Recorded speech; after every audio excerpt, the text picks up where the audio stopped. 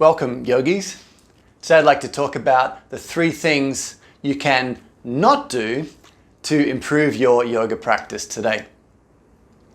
Often we think about adding things into our yoga practice. What can I do more of?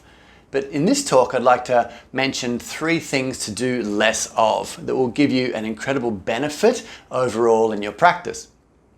These are breathe less, stretch less, and think less.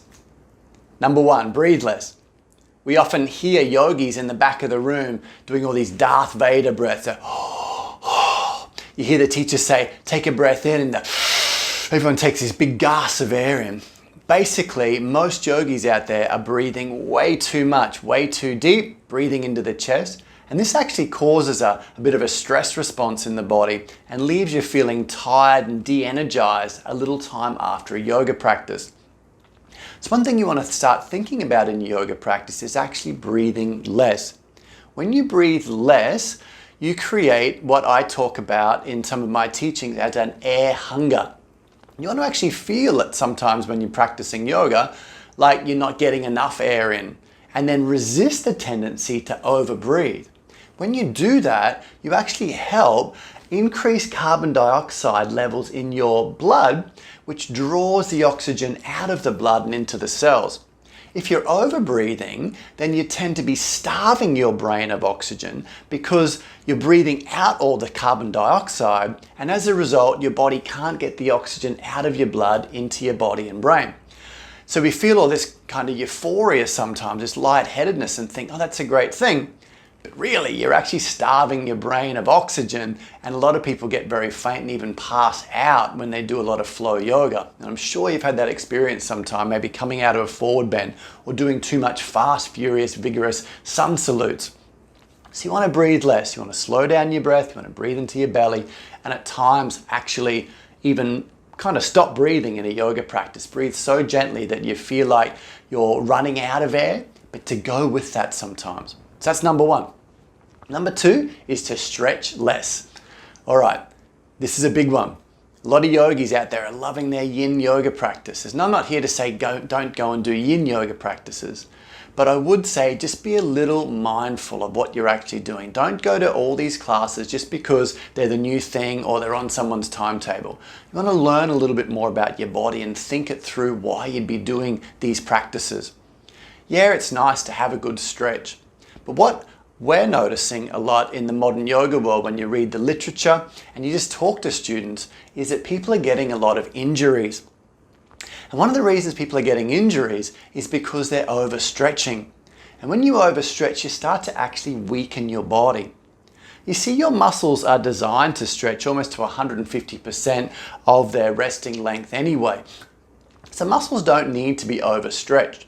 When we do too many long stretches, you tend to sit into your joints too much. You tend to just flop into these deep poses and think, oh, that feels so great. And it can feel really nice.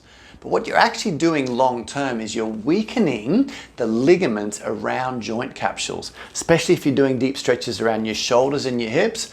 Yogis say, I want to do all this hip opening.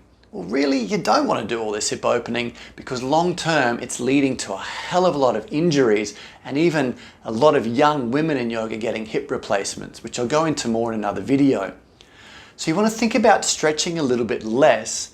And in fact, my rule is 80-20, 80% muscle activation, only 20% stretching.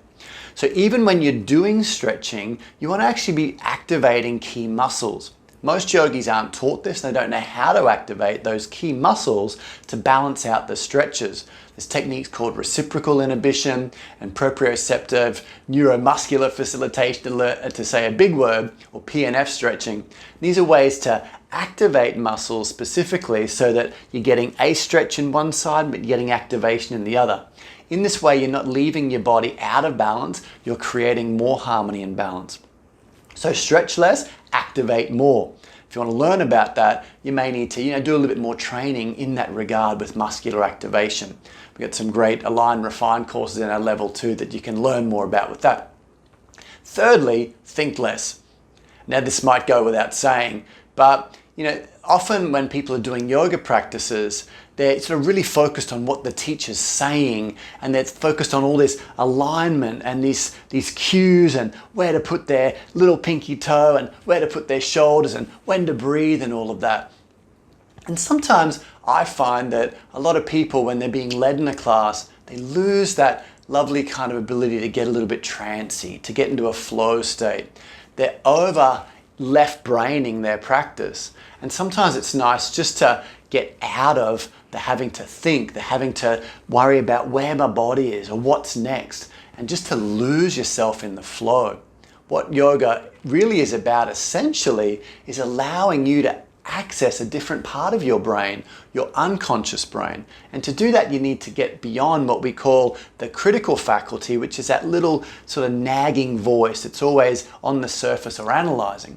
So it's super important at times to just stop thinking about what you're doing, stop analyzing, stop comparing yourself to anyone else in the room, and just really dip beneath that surface layer of thoughts and get immersed in the feeling tone, the energy, and that kind of spaciousness that is the back part of your mind, if you like, the real part of your mind. Another video I'll talk about why being in trance in yoga is such a good thing, because it's then that you can actually start to transform your brain through suggestions and affirmations and different processes to change your brain at the deepest level. Not just get a good workout, not just get a good flow, but you can actually make lasting change. You can heal from trauma. You can remove emotional blockages. You can change belief patterns, all through practicing yoga. And this is a teaching we do called Transform Yoga, which is all about getting into a kind of trance state so you can access your unconscious and actually set about doing deep and radical healing work, all through a beautiful flow practice. So if you're interested in more of that, check out some of the free resources in our members area on beingyoga.com.au, or come and actually do a training course with us, our level 1, level 2 courses, meditation retreats, and other programs we offer throughout the year. We'll see you again soon.